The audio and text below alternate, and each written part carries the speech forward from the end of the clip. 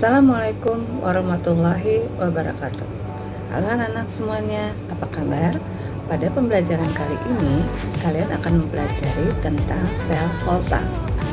Setelah kalian mempelajari video ini, diharapkan kalian dapat menganalisis kespontanan reaksi redoks, menganalisis proses yang terjadi pada sel volta, dan menghitung potensial sel volta. Simak dengan baik video pembelajaran berikut ini. Selamat belajar. Pada reaksi redoks dapat berlangsung secara spontan dan tidak spontan. Untuk aplikasi reaksi redoks adalah sel volta dan aplikasi pada redoks tidak spontan adalah sel elektrolisis. Pada sel volta terjadi perubahan dari reaksi kimia menjadi energi listrik. Untuk mengetahui suatu reaksi redoks spontan atau tidak, kita bisa menentukan dengan menggunakan deret volta. Inilah yang disebut dengan deret volta. Semakin ke kanan, maka logam-logam tersebut semakin kurang reaktif atau nilai potensial reduksi standarnya semakin positif, dan kationnya merupakan oksidator kuat. Sedangkan semakin ke kiri, logam akan bersifat semakin reaktif, yaitu NO-nya akan semakin negatif dan merupakan reduktor yang semakin kuat. Sebagai contoh reaksinya adalah Mg bereaksi dengan ion Cu2+ menjadi Mg2+ ditambah Cu. Artinya di sini logam Mg dapat mereduksi Cu2+ menjadi Cu dan logam Mg-nya mengalami oksidasi menjadi ion Mg2+. Jadi kalau dilihat dari deret volta, logam Mg berada di sebelah kiri Cu, sehingga Mg bisa mereduksi ion Cu2+. Maka di sini Mg bersifat sebagai reduktor. Berikut ini adalah gambar suatu sel volta. Perhatikanlah bagian-bagian dari sel volta tersebut. Ya. Jadi pada sel volta terdapat elektroda positif dan elektroda negatif. Elektroda positif disebut dengan katoda dan elektroda negatif disebut dengan anoda.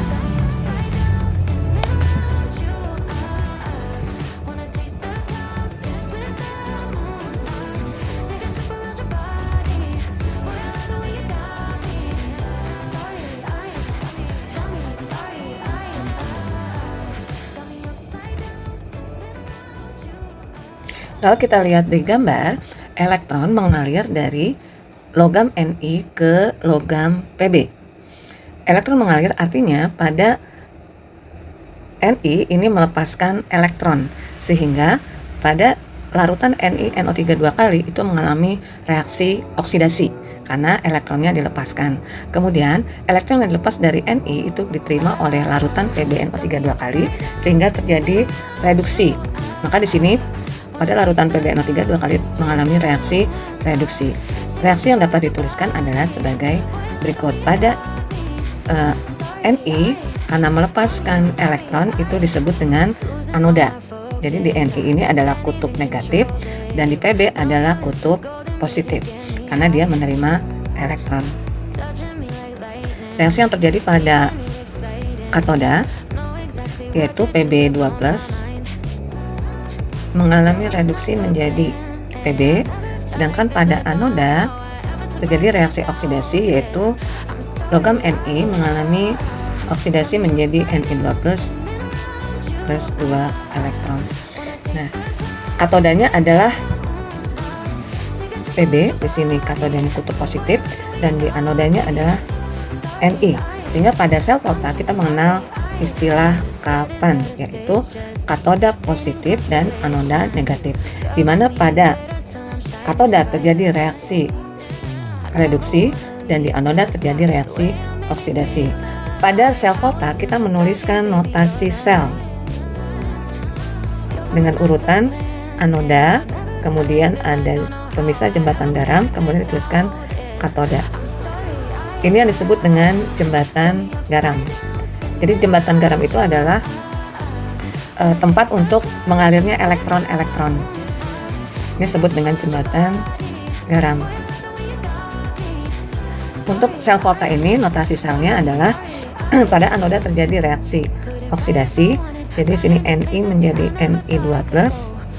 Kemudian di katoda terjadi reaksi reduksi, yaitu Pb2+ menjadi Pb. Ada dua cara untuk menentukan kespontanan reaksi redoks. Yang pertama, menggunakan nilai potensial reduksi standar. Jadi nilai E0 ini adalah nilai potensial yang diukur pada reaksi reduksi suatu ion. Potensial reduksi yang diukur pada kadar standar yaitu pada konsentrasi larutan 1 molar, tekanan 1 atmosfer, dan pada suhu 25 derajat Celcius. Untuk cara yang kedua, kita bisa melihat dari nilai potensial reduksi standar sel atau E0 sel. Ini biasanya dilakukan untuk sel volta. Selisih dari potensial elektroda unsur-unsur sesuai dengan reaksinya. E0 sel kita bisa peroleh dari E0 reduksi dikurangi E0 oksidasi atau E0 katoda dikurangi dengan E0 anoda. Suatu reaksi redoks dapat berlangsung spontan jika memiliki harga E0 sel positif. Nah, ini yang harus kalian perhatikan. Contoh soal, diketahui ini adalah beberapa nilai potensial reduksi standar dari Ag plus 0,80 volt, kemudian Fe2+ jadi Fe min 0,44 volt, dan N2+ jadi Zn min 0,36 volt. Berdasarkan data potensial standar tersebut, tentukan reaksi berikut dapat berlangsung spontan atau tidak. Itu Fe2+ ditambah 2Ag menjadi Fe plus 2Ag+. Kita bisa menggunakan dua cara tadi. Yang pertama, kita menggunakan data potensial reduksi standar. Di sini ada Fe dan ada Ag. Kalau kita lihat, nilai Ag itu lebih besar daripada nilai Fe. Untuk E0 Ag itu lebih besar daripada E0 Fe. E0 yang lebih besar nilainya akan mengalami reaksi reduksi. Sedangkan untuk Fe akan mengalami reaksi oksidasi. Kalau kita perhatikan di sini, Fe dari Fe2+ ke Fe mengalami reaksi reduksi, Ag ke Ag+ mengalami reaksi oksidasi. Jadi ini tidak sesuai dengan nilai potensial reduksi standarnya, sehingga reaksi ini tidak berlangsung secara spontan. Atau kita bisa menggunakan rumusan E0 sel, yaitu E0 katoda dikurangi dengan E0 anoda. Kalau kita lihat dari reaksi tersebut, yang mengalami reduksi adalah Fe, sehingga kita masukkan di sini E0 Fe dikurangi E0 Ag. Masukkan angkanya, min 0,044 dikurangi 0,80. Nah, hasilnya adalah 6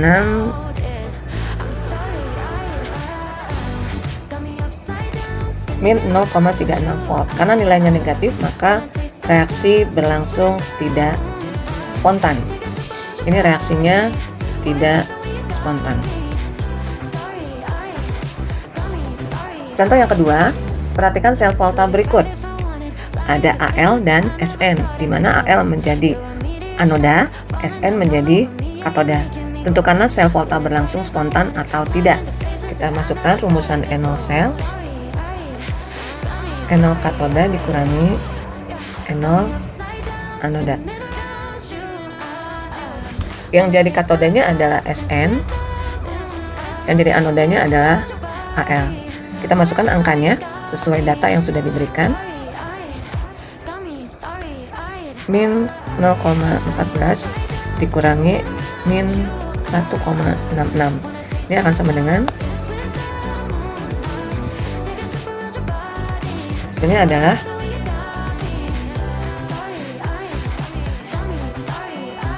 plus 1,52 volt. Maka reaksinya berlangsung spontan karena nilai E0 selnya positif. Untuk menuliskan notasi sel yang mengalami anoda yang mengalami reaksi oksidasi ditulis lebih awal, yaitu Al menjadi Al3+ di anoda, kemudian jembatan garam, kemudian dituliskan yang di katoda, yaitu Sn2+ menjadi Sn. Demikianlah cara untuk menentukan potensial sel suatu reaksi redoks dan menentukan apakah reaksi redoks tersebut berlangsung spontan atau tidak. Sekaligus kalian sudah mempelajari bagian-bagian dari sel Volta, kemudian bagaimana menuliskan notasi sel dari suatu sel Volta. Terima kasih kalian sudah menyimak video pembelajaran ini. Semoga apa yang sudah dijelaskan dapat dipahami dan dapat diaplikasikan dalam pembelajaran kalian. Assalamualaikum warahmatullahi wabarakatuh.